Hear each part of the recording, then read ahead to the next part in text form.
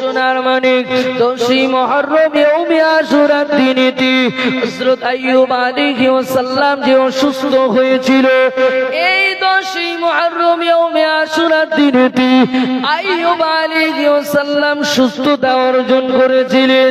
ও সোনার মানিক, কান্না খুলে শুনে রেখে দেন, হযরত আইয়ুব আলাইহিস সালাম কঠিন রোগে রোগাক্রান্ত হয়েছিল, কঠিন রোগের মধ্যে পড়ে গিয়েছিল। পুরো শরীরটা পচন ধরে গেছে, পুরো শরীরের ভিতরটা পচে গেছে।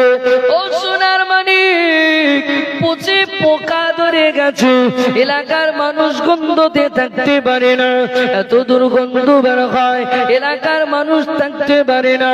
ও সোনার মানিক, এরপরেও নবী আইয়ুব আলাইহিস সালাম আল্লাহর কাছে দু হাত তুলে দোয়া চায়, রব্বুল আলামিন আল্লাহ পাক এই জবানে পোকা দেবেন না, ও রব্বুল আলামিন আল্লাহ এই হাতে পোকা দেবেন না।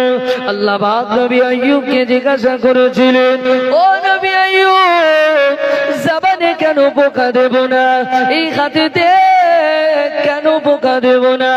পুরো শরীরটা পচে পোকা হয়ে গেল, এরপরে তুমি একটা বার আমাকে বললে না, ও রাব্বি আল্লাহ আমাকে সুস্থ করে দেন, আল্লাহ পাক আমাকে সুস্থতা বানিয়ে দেন। ও নবী আইয়ুব, তুমি একটা বারের জন্য কেন বললে না? একটা বারের জন্য তো বলতে পারতে যে আল্লাহ আমাকে সুস্থ করে দেন, তুমি ওটা বললে না, তুমি আমার কাছে উল্টো বলছো, আল্লাহ তুমি আমার হাতে পোকা দেবে না আর জবানে পোকা দেবে না, কেন বললে? আল্লাহ নবী আইয়ুব আলাইহিস সালাম ওই সময়তে জানিয়ে দিয়েছিলেন, ও রব্বুল আলামিন আল্লাহ এই জবানে যদি পোকা দেন, আপনার নামে সব জিকির করতে পারবো না, আপনাকে ডাকতে পারবো না, আল্লাহ আল্লাহ বলে জিকির করতে পারবো না। ও সোনার মানিক, ও রব্বুল আলামিন আল্লাহ এই হাতেতে যদি পোকা দেন, এই হাতটা আপনার দরবারে তুলতে পারবো না। আল্লাহ শরীরে পোকা দিয়েছেন, আপনি দিয়েছেন, আপনি সারাবেন, কিন্তু জবানে পোকা দেবেন না, হাতেতে পোকা দেবেন না। রব্বুল আলামিন আল্লাহ যদি হাতে পোকা দেন, ওই হাতটা আপনার কাছে তুলতে পারবো না। যদি জবানে পোকা দেন, এ জবান দিয়ে আপনার নামে জব জিকির করতে পারবো না।